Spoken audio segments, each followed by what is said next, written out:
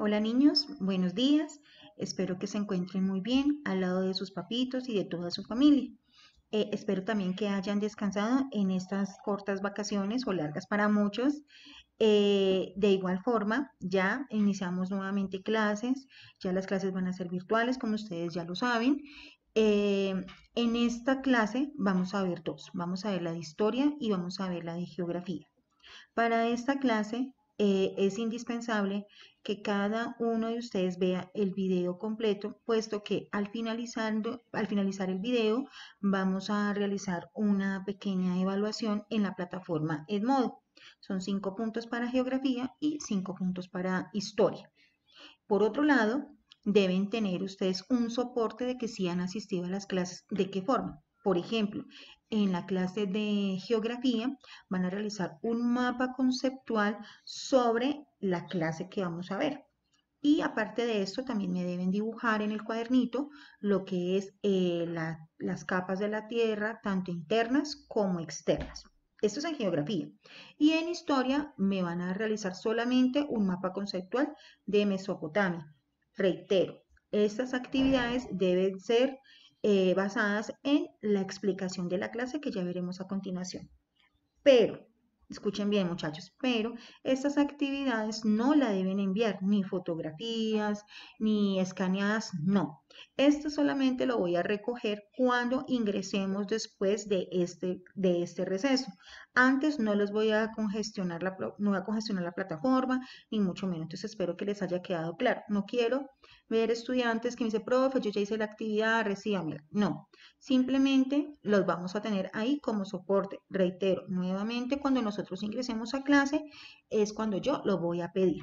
¿Listo? Simplemente para esos días que estamos de ausencia o clases virtuales, digámoslo así, entonces vamos a hacer solamente la evaluación de la plataforma Edmodo. Entonces, chicos, espero que la disfruten, que les guste y cualquier cosa o cualquier inquietud nos estamos comunicando. Que Dios los bendiga y mucha suerte. Chao. Hola chicos, en la clase de geografía vamos a ver tres temitas. Uno es la Tierra, otro es el origen de la Tierra y el otro las partes de la Tierra internas y externas. En la Tierra decimos que es el planeta azul y que es el tercer planeta más cercano al Sol y el quinto del sistema solar en su respectivo tamaño. Además, es el único planeta del cual se alberga la vida, lo cual es posible gracias a sus particularidades y condiciones ambientales. También se dice que desde el punto de vista planetario, la Tierra es el cuarto planeta telúrico o rocoso del sistema solar, por ello posee una superficie sólida y una estructura interna compuesta por tres capas que lo diferencian a la Tierra como tal. Si ya saben, el núcleo, el manto y la corteza son estas partecitas que lo hacen fundamental.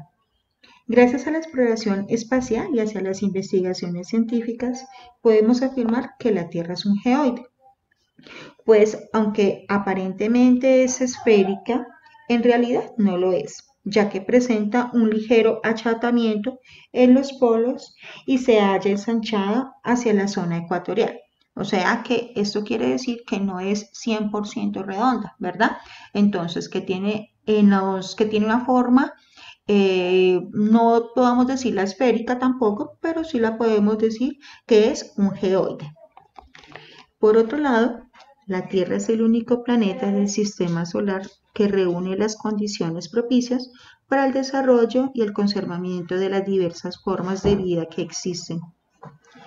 La Tierra es un planeta adecuado para la vida y que depende de los siguientes factores. Son tres factores importantes para que nosotros como seres humanos vivamos al máximo. Una de ellas es la distancia al Sol. Nosotros como planeta tenemos una distancia adecuada, que eso quiere decir que no está ni muy cerca ni muy lejos.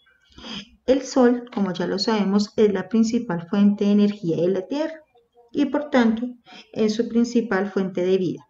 Todos los seres vivos necesitan de la energía para poder sobrevivir. También la Tierra se encuentra, como ya lo mencioné antes, a una distancia adecuada del Sol, dentro de un área que se llama zona habitabilidad. Si estuviera más cerca o más lejos, la vida sería imposible, pues las temperaturas serían extremadamente altas o demasiado bajas, ¿verdad? Otro factor importante es la existencia de la atmósfera. Esta es una capa gaseosa que contiene elementos indispensables para la vida, como el oxígeno, ¿verdad? Además, regula y mantiene la temperatura de la Tierra, pues ayuda a conservar el calor, evitando los cambios bruscos de temperatura y nos protege de las radiaciones nocivas del Sol. O sea, chicos, que gracias a la atmósfera es que los rayos solares no pasan directamente a la Tierra. Digamos que la atmósfera es como un filtro que nos ayuda a protegernos de esos extremados rayos solares. Otro factor también muy importante es la presencia de agua líquida en nuestra superficie, que el agua ocupa 3/4 partes de la superficie de nuestro planeta. El agua es un elemento indispensable para la vida, ya que todos los organismos lo necesitamos para realizar nuestras funciones vitales. Sin el agua, ustedes bien saben que nosotros no podríamos subsistir. Y por eso decimos que es el planeta azul, porque ya sabemos que nuestro planeta Tierra está rodeada por 3/4 partes, no es de tierra, sino de agua. O sea que, como ustedes me decían en la clase, unas clases pasadas, ay, profe, entonces, ¿por qué la Tierra no se llama planeta agua, sino planeta Tierra? Precisamente por eso pues tiene lógica porque debería nuestro planeta llamarse agua y pues no tierra, ¿verdad, chicos? Bueno, otra cosita importante también es la biosfera. ¿Por qué la biosfera? Porque la vida de la Tierra se desarrolla en esta zona. Y la biosfera es una esfera viviente y dinámica, donde los elementos que la componen interactúan manteniéndose en constante movimiento y en constantes cambios. Por ejemplo, decimos que el comportamiento de la atmósfera incide en el clima, el cual a su vez influye en algunas características de los suelos y posibilita el crecimiento de las plantas y por ende el equilibrio de los ecosistemas. Entonces decimos que gracias a la biosfera es que nosotros también podemos subsistir, gracias a todos estos elementos y demás, ¿verdad?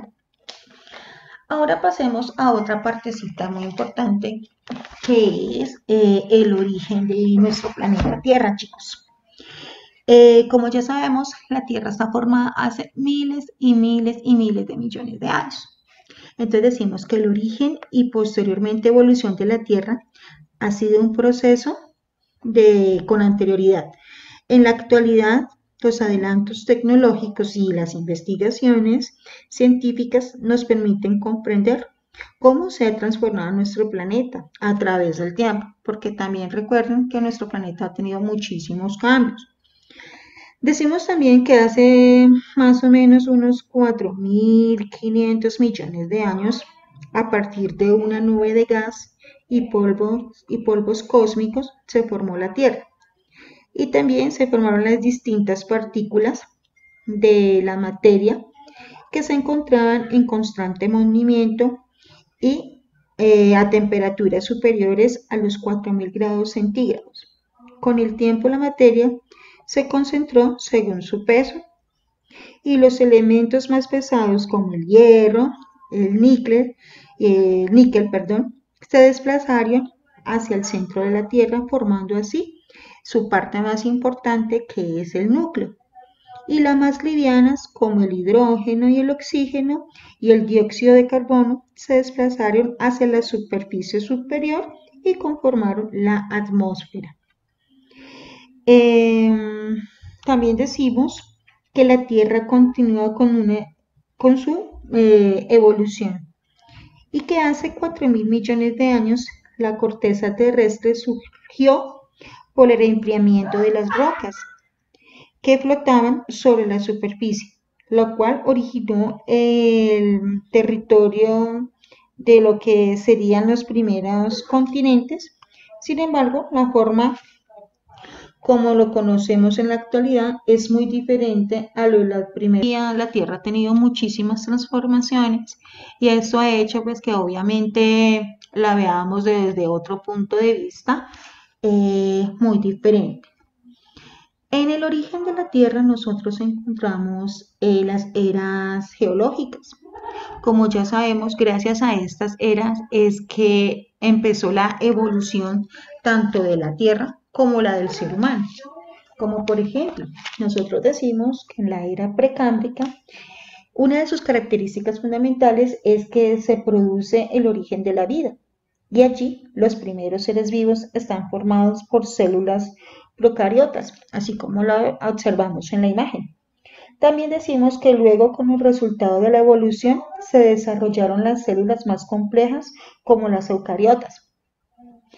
También aparecen los primeros organismos pluricelulares y se forman la atmósfera, la hidrosfera y la litosfera y comenzamos así con la vida. Más adelante, muchos años después, se continúa con la era paleozoica y allí es donde aparecen los trilobites, que eran animales acuáticos que vivían en el mar. En la actualidad son los fósiles más característicos de esta etapa. También los animales invertebrados dominan los ecosistemas de la Tierra, como lo pueden observar en la imagen también. Surgen las primeras plantas terrestres, entre ellas los helechos, y aparecen los primeros reptiles. Después de esta era, continuamos con la era mesozoica, donde aparecen los primeros dinosaurios. ¿Sí? Dinosaurios y otros grandes reptiles como animales, como los broncosaurios. Y estos animales comenzaron a dominar todos los ecosistemas sobre la faz de la Tierra. También en esta era aparecen las primeras especies de aves y de mamíferos. Y al final de esta era se produjo una catástrofe que provocó importantes cambios en el planeta y causó la extinción de los dinosaurios. Luego allí ya pasamos a la era cenozoica, que durante esta etapa las plantas como flores y las aves y los otros animales mamíferos alcanzan un alto grado de desarrollo hasta llegar a la especie de fauna y flora que conocemos nosotros hoy en día. También aparecen los primeros homínidos o antepasados de los seres humanos y en ellos su capacidad de transformar y adaptar la naturaleza a sus necesidades. Como ya saben, chicos, estas 4 eras fueron fundamentales para que nosotros hoy en día llegáramos a donde estamos. Entonces recordemos que primero era la era precámbrica, segundo la era paleozoica, tercero la era mesozoica y por último la era cenozoica, que es ya cuando aparecen los primeros seres humanos, digámoslos así, que aparecen con la transformación del mono. También tenemos, por otro lado, las partes de la Tierra. Si muy bien saben, estas partes son primordiales o esenciales para el desarrollo de la vida humana, ¿verdad? También decimos que la Tierra está formada por una serie de capas internas y externas, cada una de las cuales juega un papel importante en la conservación de la vida en nuestro planeta. Podemos decir que la Tierra desde afuera está formada por 3 capas que le dan a nuestro planeta las características físicas que podemos apreciar desde el espacio. Decimos que estas capas son la litosfera, la hidrosfera y la atmósfera. Si hablamos de la litosfera, decimos que es la parte sólida externa de la Tierra.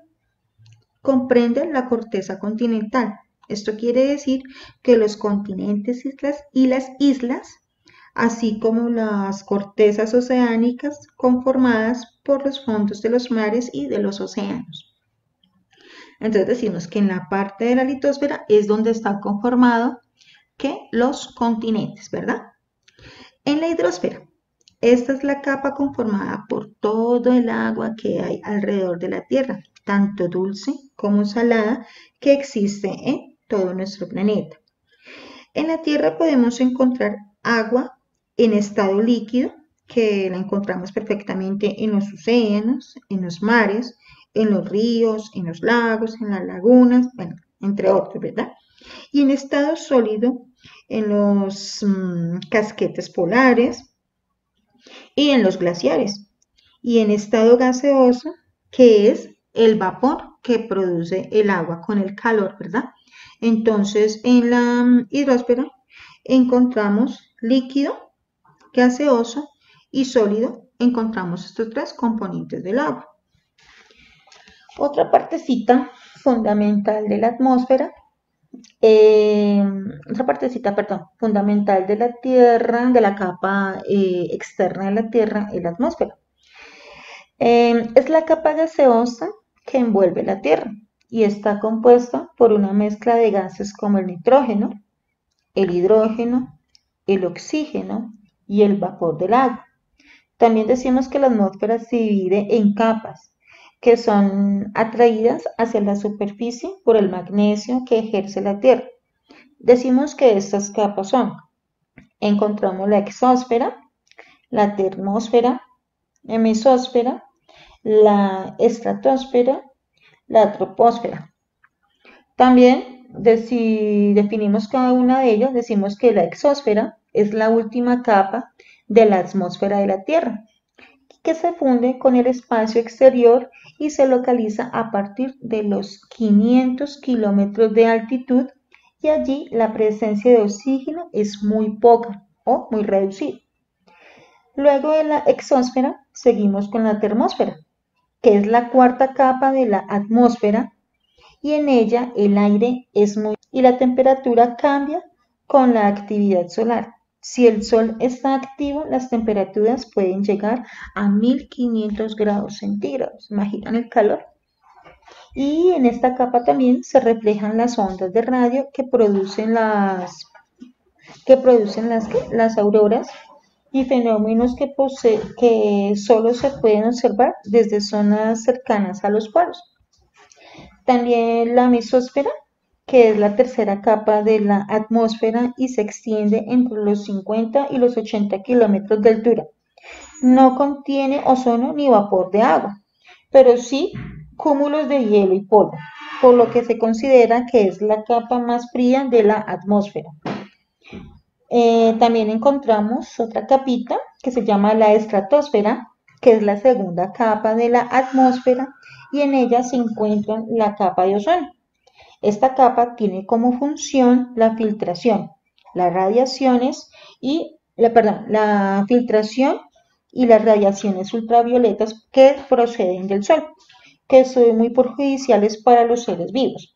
La existencia de este estrato es una de las claves de la vida en nuestro planeta. Gracias a esta atmósfera, como ya lo habíamos mencionado anteriormente, es la que nos protege a nosotros de estos rayos ultravioleta.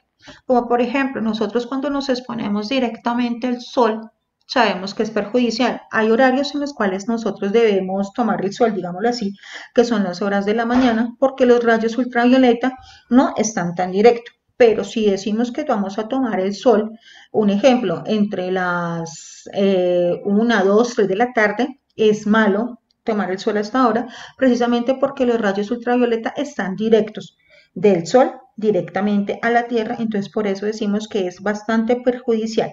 Pero aún así, la estratosfera es la que nos protege bastante a nosotros de esto.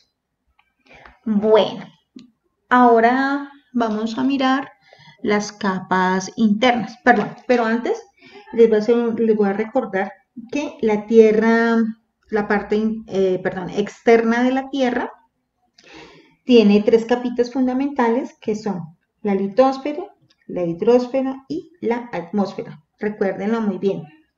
litosfera, hidrosfera y atmósfera.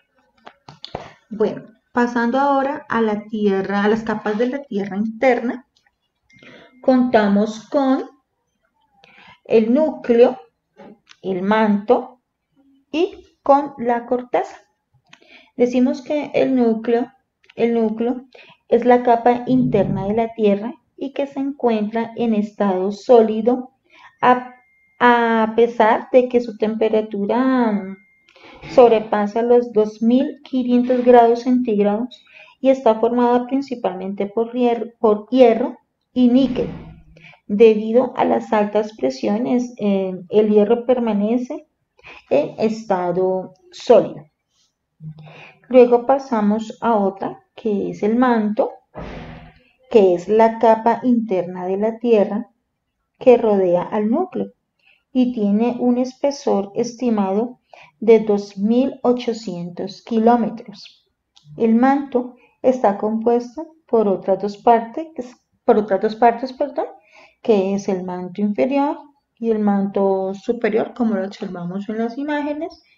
Y por último, tenemos la corteza. La corteza es la capa superficial de la Tierra y es una capa bastante delgada de rocas sólidas y puede ser de dos tipos. La corteza oceánica, que es la corteza del fondo de los océanos, y la corteza continental, que es la corteza de las zonas emergidas. Tiene profundidad entre 20 y 40 kilómetros en los continentes y de unos 5 kilómetros de fondos oceánicos.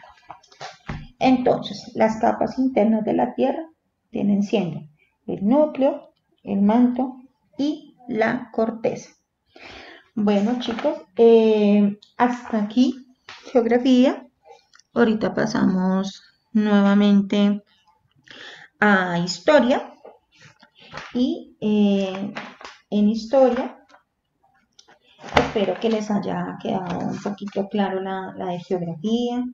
Ya saben, acá en las imágenes aparecen las capas tanto internas como externas de la Tierra, para que lo tengan en cuenta. Bueno, ahora pasamos a nuestra clasecita de historia. Y en este periodo nosotros vamos a ver todo lo que nos vamos a trasladar de nuestro continente americano, nos vamos a trasladar hacia nuestro continente africano y en gran parte de Emiratos Árabes, como por ejemplo, si decimos que hablamos de Mesopotamia y Egipto, muy bien no sabes que Egipto queda en el continente africano. Bueno, ahora vamos a dar otra vueltecita y en la clase de hoy vamos a hablar de todo lo relacionado con Mesopotamia y es de la siguiente forma. Decimos que Mesopotamia es una tierra entre ríos y efectivamente así lo es, porque decimos que Mesopotamia, este nombre significa región entre ríos. Es una región muy importante para la historia, pues allí es donde se desarrollaron las primeras civilizaciones. Se encuentra ubicada en el medio de los ríos Tigris y Éufrates en el actual país de Irak. Por ejemplo, aquí en su espacio geográfico se ubica entre los actuales países de Irak, Siria e Irán y se puede dividir en tres zonas. Decimos que la zona alta, la zona media y la zona baja. En la zona alta, antiguamente llamada Asiria, se ubica en el norte de Mesopotamia. Se caracteriza por ser montañosa y desértica, con escasa vegetación y suelo semiárido, o sea, digámoslo que semidesiertos, apta solo para la cría de ganado menor como las cabras, porque ustedes bien saben que en ese continente o específicamente en esta zona como tal, las cabras y al igual que los camellos son animalitos que no necesitan tanta agua ni tanta vegetación para poder sobrevivir. Por eso estos animalitos son los que perduran mucho tiempo en estos territorios. Decimos que ahora pasemos a la zona media. denominada Akkad o Babilonia. Allí se encontraba en el centro de Mesopotamia, en el punto más estrecho entre el río Tigris y el río Éufrates. Se caracterizaba por sus grandes llanuras fértiles, con suelos aptos para la agricultura y una vegetación compuesta por arbustos bajos y palmeras. A diferencia de la zona alta, si se dan cuenta, la zona media es donde ya se podría eh, digámoslo así, podría manifestar la agricultura, puesto que como la tierra ya era fértil, y también el pastoreo de animales. Al ser la tierra fértil, esto hace que la tierra como tal se preste para que estos animales y estas plantas crezcan y sirvan para el alimento humano. Ahora pasamos a la zona baja.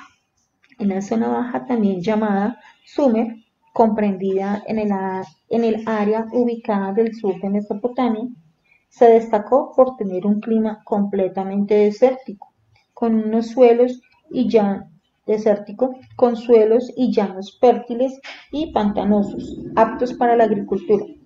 Y la riqueza de los suelos cercanos a los ríos atrajo a diferentes grupos humanos desde los años 8000 a.C. Decimos entonces que en la zona baja es donde contiene varios tipos de clima. Encontramos también el clima desértico y también encontramos sitios pantanosos y también encontramos llanuras fértiles para la subsistencia. Otro dato fundamental de la región de Mesopotamia es la hidrografía. Allí se caracteriza o se identifica los ríos Tigris y Éufrates, que son unos ríos muy importantes en este continente, que nacen en las montañas de Anatolia, en lo que hoy en día conocemos como Turquía. Luego bañan los territorios de Siria e Irak y finalmente se unen en una zona pantanosa conocida como Shah de Barak, donde forman un solo río que se desemboca en el Golfo Pérsico. Las inundaciones afectan las zonas de dos periodos cada año. Estos ríos anualmente hacen que se inunde bastante, porque allí, aparte de que pues, su tierra es básicamente desértica, también cuando llueve, las lluvias son bastante profundas, son bastante digámoslo así, continuas y fuertes, no es como una lluviecita pasajera, no. Allá casi no llueve, pero en el momento en el que llueve, sus tornados, sus tormentas y demás son bastante elevadas. Entonces esto hace que esas regiones que quedan aquí cerca, pues se hundan y provoquen grandes inundaciones y demás. También en la época de verano, la nieve de las montañas se derrite, lo cual causa que el nivel de los ríos aumente y que por lo tanto hayan bastantes inundaciones, como ya lo habíamos manifestado. De esta misma situación se vive en las mesetas de marzo y mayo. Perdón, mesetas no, en los meses de en los meses ¿qué? De marzo y mayo, cuando es una época de lluvia y las inundaciones arrastran con todo lo que haya a su alrededor. Entonces, por eso, esta tierra es bastante, digámoslo así, variada. Cuando es bastante calor, pues no hay nada no hay vegetación ni demás. Y cuando es bastante, digámoslo así, invierno, arrasa con lo poco que haya en la tierra como tal. Esto por la parte de la hidrografía. Y en el clima, la zona de Mesopotamia posee dos tipos de clima que corresponden a su relieve y que han variado muy poco durante los últimos 10.000 años. Estos climas son el semiárido y el desértico.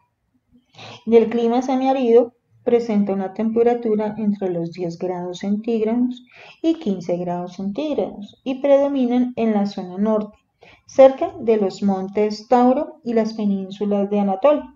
En esta zona hay un número importante de lluvias en el año. También decimos que el clima desértico es propio de las regiones centro y sur con temperaturas medias anuales entre los 20 grados centígrados y los 25 grados centígrados, a diferencia de las zonas norte que allí las lluvias son bastante escasas. Bueno, espero que aquí hablamos del clima, hablamos de la vegetación, de su hidrografía como tal. Vegetación, ya reitero, hay muy poca. Campos y cultivos también, por ende. Pero lo que sí encontramos allí es un cambio de clima bastante drástico, muy brusco. No es como el clima que nosotros tenemos aquí o como el clima que existe en Europa, porque si ya bien sabemos, en Europa existen cuatro tipos de estaciones o climas, digámoslo así, mientras que en esta parte de Egipto y Mesopotamia no encontramos sino o caliente o frío. Bueno, por otro lado, pasamos a las civilizaciones de Mesopotamia. A ver, en la historia, los pueblos de Mesopotamia carecían de fronteras naturales para protegerse y por ello sufrieron constantes invasiones de los pueblos semitas, indoeuropeos y los pueblos asiáticos. Por lo general, las invasiones eran los invasores eran pastores nómados atraídos por las excedentes agriculturas acumuladas por las ciudades de Mesopotamia. Estos enfrentamientos produjeron un proceso de influencias mutuas, digámoslo así, que enriqueció la cultura en el área. Entre los principales pueblos que se organizaron en Mesopotamia estaban los pueblos sumerios, los arcadios, los babilonios, los sirios, los neobabilónicos, los medos y por último los persas que son tan pero tan reconocidos. Decimos que los sumerios eran un pueblo invasor, sí, hacia el año 3500 a.C. Mesopotamia fue invadida y habitada por un pueblo que se llamaba a sí mismo Sumer. La cultura sumeria se organizó en ciudades o estados, entre los cuales podemos mencionar Uruk, Lagash y Kish. Cada ciudad o estado tenía sus propios gobernantes y sus propias leyes, y todos vivían en permanente disputa por los recursos naturales de la región. Las ciudades estaban amuralladas y la vida se desarrollaba alrededor del templo y del palacio. El primer monarca del que tenemos conocimiento es Melisán, quien gobernó la ciudad de Kish hacia el año 2600 a.C., mucho tiempo atrás. Pero fue Amatún en el año 2500 a.C. quien unificó a Sumeria y conquistando militarmente todas las ciudades a su alrededor. Esto decimos de los sumerios. Ahora pasamos al imperio acadio, que nace hace 2350 años antes de Cristo y es un pueblo nómada que había llegado progresivamente a Mesopotamia y aprovechó las rivalidades de las ciudades de Sumerias y la conquistó, liderando por su rey Sargón I, y este pueblo se conoce como Acadio y se considera el primer imperio semita. Bueno, ahora pasemos al imperio babilónico. A las invasiones de Guti se sumaron un siglo después de los otros pueblos semitas como los amorreos, quienes fundaron una nueva ciudad conocida como Babilonia en el año de 1900 a.C. La integración la integración con los amorreos trajo como consecuencia la unificación cultural de la religión entre las tradiciones de la cultura sumerio-acadia y la amorrita. La ciudad de Babilonia se hizo importante durante el reinado de Hammurabi entre 1792 y 1748 a.C., quien elaboró un código de leyes conocidos como el Código de Hammurabi, que regía en todos sus dominios. Este código es uno de los conjuntos de leyes más antiguos que se ha encontrado en la humanidad. está tallado en una estela de piedra. Este código fue muy importante para el imperio babilónico porque allí crearon ellos sus propias leyes, digámoslo así, y empezaron a ejecutarlo por todo el territorio de Babilonia y Mesopotamia, ¿verdad? Entonces ellos la crearon, haga de cuenta como crear hoy en día nuestra constitución, como si tuvieran ellos su propia constitución. Entonces ellos, ese código quedó ensamblado en una estela de piedra. Eh, la caída del imperio babilónico llega en el año 1531, más o menos antes de Cristo, cuando, cuando ¿quién? El rey hitita invadió a Mesopotamia y se aprovechó de su inestabilidad interna. Entonces así hizo que esto cayera. Luego, eh, el imperio hitita, que era un pueblo que era de origen indoeuropeo, que quiere decir indoeuropeo entre India y Europa, y provenía de la península de Anatolia, en lo que hoy conocemos como Turquía. El comienzo de su poderío puede establecerse con la fundación de la ciudad de Hattusa en el siglo XVIII a.C., más adelante entre los siglos XV y XII a.C., los hititas fundaron sus extensos imperios que comprendían los estados de Chipre, Siria y Mesopotamia. Al igual, esto generó rivalidades con el imperio egipcio por el control de Siria, una rivalidad que tuvo su punto máximo a finales del siglo XIII a.C. Y el imperio hitita comenzó a desintegrarse debido a los ataques de los pueblos y los saqueos y en el año 1200 a.C. Y después de esto, los hititas desaparecen completamente del territorio de Mesopotamia. Ahora, en el imperio asirio, los asirios eran un pueblo de origen semita que inició en la colonización del norte de Mesopotamia hacia el año 1200 a.C. Como pueden ver, chicos, escuchar, estos imperios han trascendido en la historia, pero esto sucedió muchos años antes de Cristo. O sea que estamos hablando de la creación, básicamente, de los pueblos mesopotámicos como tal. Eh, También decimos nosotros que Mesopotamia es uno de los legados, perdón, una de las ciudades que ha dejado legados muy importantes en nuestra cultura. Hoy en día hay muchos países que todavía los aplican. Bueno, pasemos a la economía y la sociedad de Mesopotamia. Sobre todo, en la economía se basaba en la agricultura y la ganadería y el comercio. En la agricultura y la agricultura fue la base de la economía mesopotámica y fue facilitada por la fertilidad de la tierra y la cercanía de los ríos Tigris y Éufrates, los cuales eran canalizados con el fin de tener un regadío permanente sobre estos cultivos. Entonces, gracias a estos dos ríos, Tigris y Éufrates, es que la agricultura y la ganadería se produjo alrededor de estos ríos.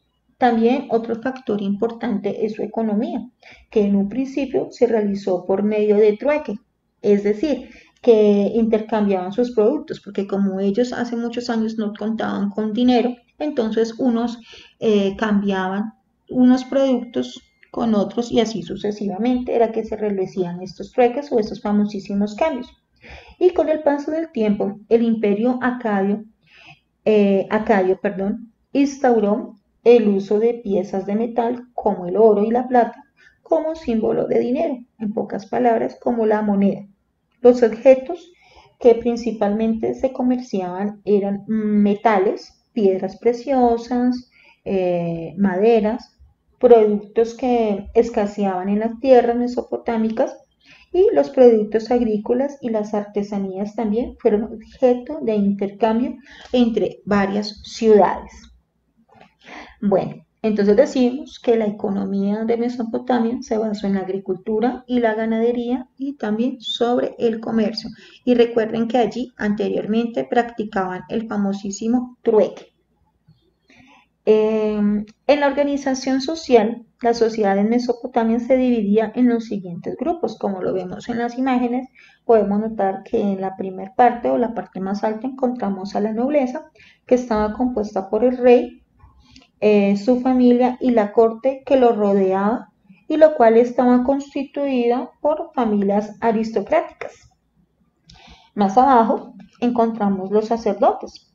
La función de ellos consistía en organizar y mantener los cultos religiosos y que vivían en los templos y administraban la tierra que estaban asignadas para ellos.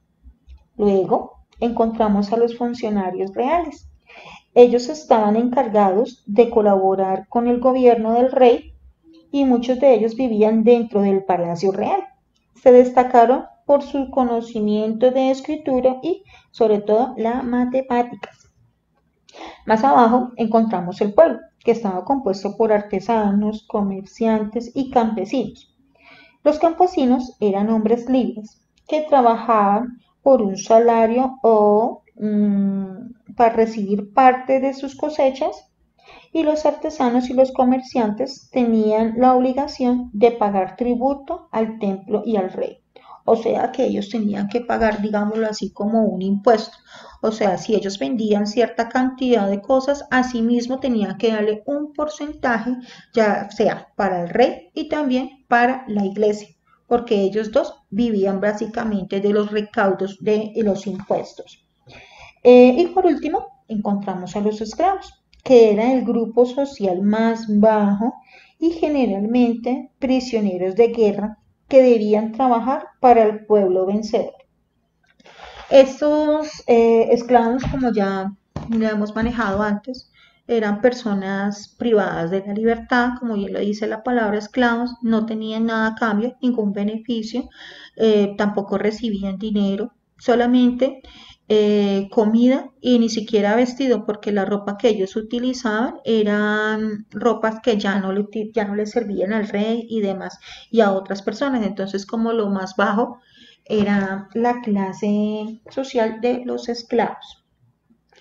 Y ya para finalizar, muchachos, el legado cultural de Mesopotamia. Decimos que Mesopotamia fue la cultura más antigua, digámoslo así, y dejó un importante legado que ha perdurado hasta la actualidad. Sus avances, se desarrollaron en la arquitectura, la aritmética y la ciencia. Ellos fueron los inventores de la rueda, el sistema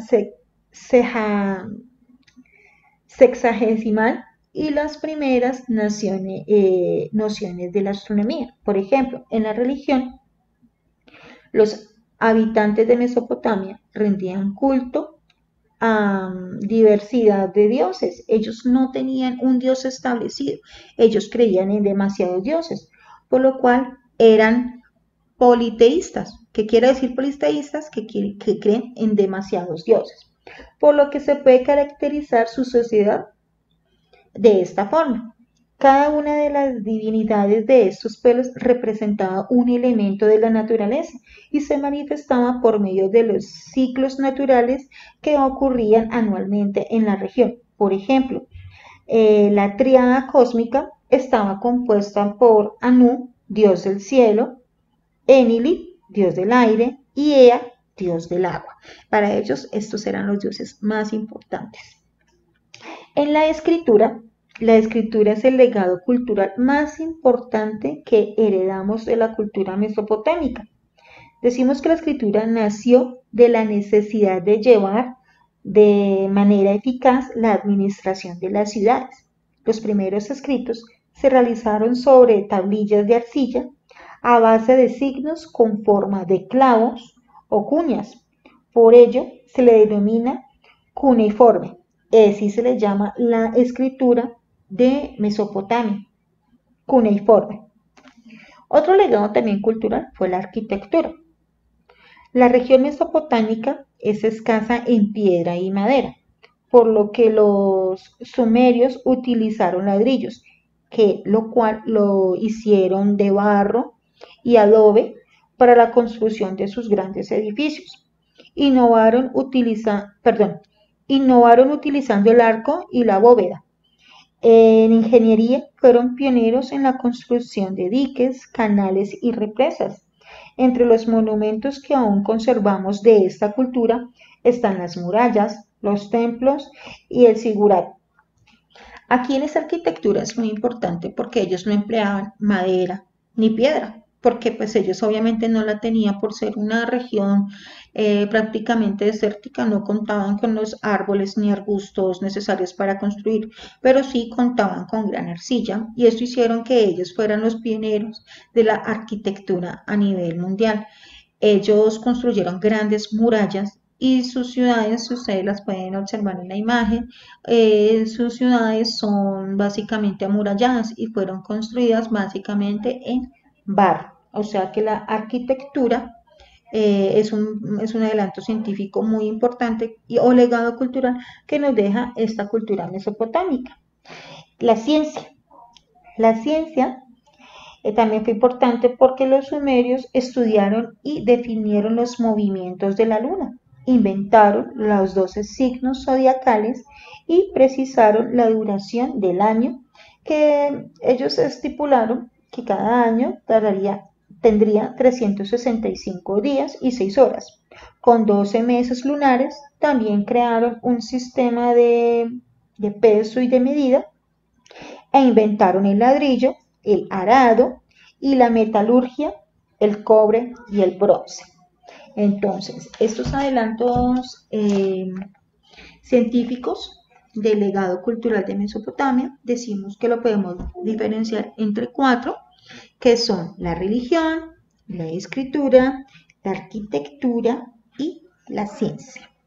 Bueno, muchachos, por hoy esta es nuestra clase. Espero que la hayan entendido y que pues que les haya quedado claro las actividades que deben presentar. Entonces, muchachos, que Dios los bendiga, cuídense mucho y en la próxima oportunidad. Chao.